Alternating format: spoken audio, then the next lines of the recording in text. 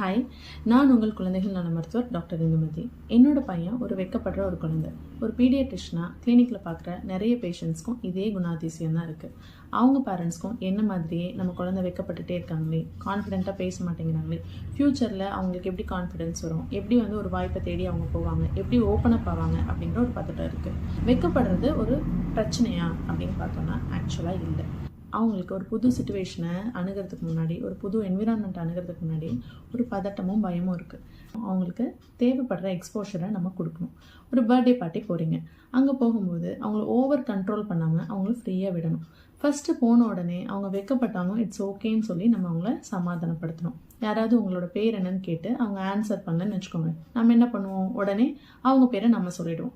அந்த இடத்துல அவங்களுக்கு கிடைக்க வேண்டிய அந்த ஆப்பர்ச்சுனிட்டி, ப்ராக்டிஸ் பண்ணுறதுக்கான ஆப்பர்ச்சுனிட்டி மிஸ் ஆகிடுது. நம்ம ஆன்சர் பண்ணி அவங்களுக்கு ஹெல்ப் பண்ணுறோன்னு நினைக்கிறோம், ஆனால் அது அப்படி இல்லவே இல்லை. அதுக்கு அப்படியே ஆப்போசிட். அவங்க பிரெயின் அதை எப்படி எடுத்துக்கோன்னா, நம்மளை யாராவது கொஷின் கேட்டால் நம்ம பேச வேண்டாம், நமக்கு பதிலாக யாராவது பேசுவாங்க, எங்கே நம்ம பேசினா நம்மளை யாராவது கிண்டல் பண்ணிடுவாங்களோ, நம்மளை ஜட்ஜ் பண்ணிடுவாங்களோன்னு சொல்லி ஃபீல் பண்ணுவோம். நம்ம இனிமேல் பேச வேண்டாம்னு சொல்லி இன்னும் அந்த வெட்கத்தை அதிகப்படுத்திட்டே தான் போகும். எல்லா குழந்தைங்களும் விளையாண்டுட்டு இருக்காங்க, நீ மட்டும் இங்கே ஓரமாக நிற்கிற, போய் விளையாடு அப்படின்னு நம்ம அவங்களை ஃபோர்ஸ் பண்ணுறது. அந்த குழந்தை பாரு எல்லாரும் கூட எப்படி மிங்கிள் ஆகுறாங்க, எப்படி நல்லா விளையாடுறாங்க, நீயும் போய் விளையாடு அப்படின்னு இன்னொருத்தவங்க கூட நம்ம கம்பேர் பண்ணுறது.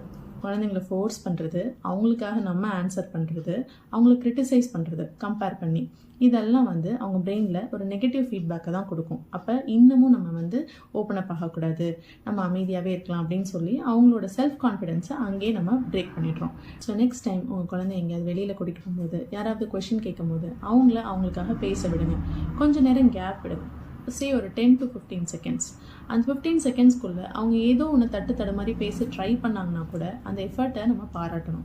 லிட்ரலாக அவங்களுக்கு கண்ணுக்கு தெரிய மாதிரி கிளாப் பண்ணி பாராட்டணும், என்கரேஜ் பண்ணணும். இதெல்லாம் அவங்களுக்கு பாசிட்டிவ் ஃபீட்பேக் கொடுத்து ஸ்லோவாக ஜென்டலாக அவங்க கொஞ்சம் கொஞ்சமாக ஓப்பன் அப் ஆக ஆரம்பிப்பாங்க. அடுத்தடுத்த காரணங்களை தெரிஞ்சுக்க கீப் ஃபாலோயிங் மீ. தேங்க்யூ.